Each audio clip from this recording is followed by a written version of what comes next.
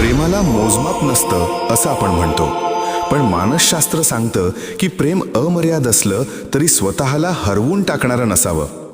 प्रश्न किती प्रेम करावं असा नसून कसं प्रेम करावं असा आहे. 1. प्रेम आणि स्वतःची ओळख. खरं प्रेम म्हणजे स्वतःला मिटवणं नाही. जर एखादी व्यक्ती पूर्णपणे दुसऱ्यावर अवलंबून झाली तर तिची स्वतःची ओळख कमी होऊ लागते. मानसशास्त्रानुसार स्वस्थ नात्यात दोघांची वेगळी ओळख टिकून राहते. 2. देणं आणि घेणं यातील संतुलन. नातं तेव्हाच टिकतं जेव्हा प्रयत्न दोघांकडून होतात.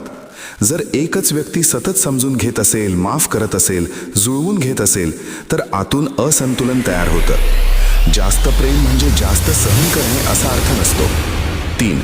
सीमारेषा आवश्यक असतात. प्रेमात मर्यादा असणं चुकीचं नाही.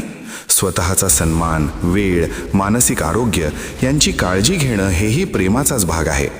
जो स्वतःला जपतो तोच नातं निरोगी ठेवू शकतो. 4. भावनिक सुरक्षितता. प्रेम इतकंच असावं की दोघांनाही सुरक्षित वाटेल. भीती, असुरक्षितता किंवा सतत तपासणी यावर उभं असलेलं प्रेम निरोगी नसतं. विश्वासावर उभं असलेलं प्रेम दीर्घकाळ टिकतं. 5. अटॅचमेंट आणि आसक्ती. प्रेम आणि आसक्ती यात फरक आहे. प्रेमात आदर, स्वातंत्र्य आणि समज असते. आसक्तीत भीती आणि गमावण्याची घाई असते. जर प्रेमामुळे आपण अस्थिर होत असू तर ते संतुलित नाही. निष्कर्ष: किती प्रेम करावं याचं उत्तर असं आहे.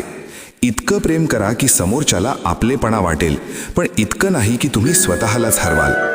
इतकं प्रेम करा की नातं वाढेल, पण इतकं नाही की तुमचा आत्मसन्मान कमी होईल. खरं प्रेम मोजता येत नाही, पण ते संतुलित असलं पाहिजे.